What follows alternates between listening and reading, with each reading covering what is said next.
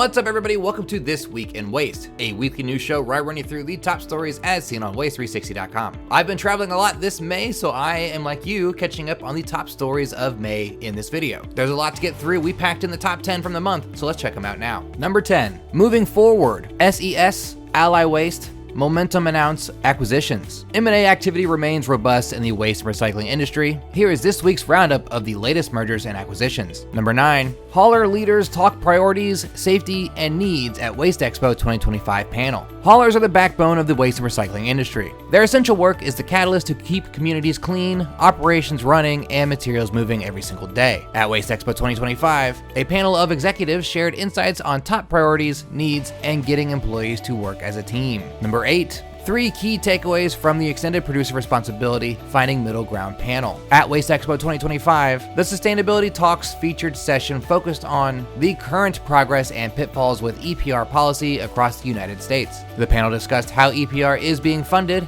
implemented, and overseen. Number 7, implementing a zero waste program at municipal buildings. Municipal governments are adopting zero waste programs in public buildings to save money and reduce environmental impact. Success depends on thoughtful planning to ensure long-term buy-in and measurable outcomes. Number 6, WM names John Morris president. WM announced that its board of directors has appointed John J. Morris Jr. to the position of president, reporting to Jim Fish, the company's chief executive officer. Morris also retains his existing role as chief operating officer. Number 5, driving film and flexibles end markets, a work in progress. Only about 2% of U.S. households can currently recycle film and flexible plastics, largely due to limited infrastructure and a lack of strong end markets, an issue California must urgently address to meet its ambitious SB 54 recycling targets or face steep penalties. Number 4, May 2025 Business Report, takeaways from WasteExpo. WasteExpo 2025 featured strong industry confidence, with highlights from the show floor, investor summits, and educational sessions. Key topics included labor improvements, PFAS regulation developments, and a bullish long-term outlook for renewable natural gas despite initial concerns under the new administration.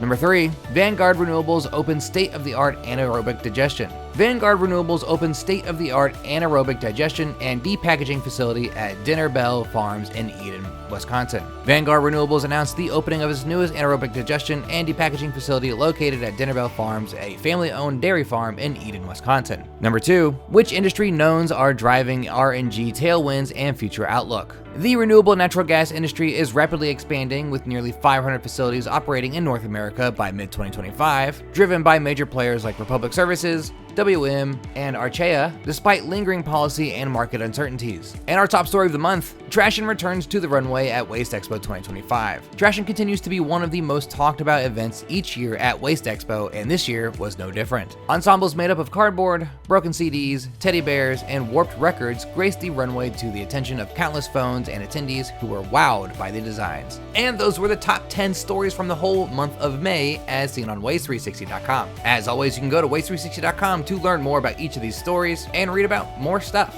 These are just the top 10. There are countless other stories to read on WasteThreeSixty.com. That's all I have for you this week, so until next time, thanks for watching.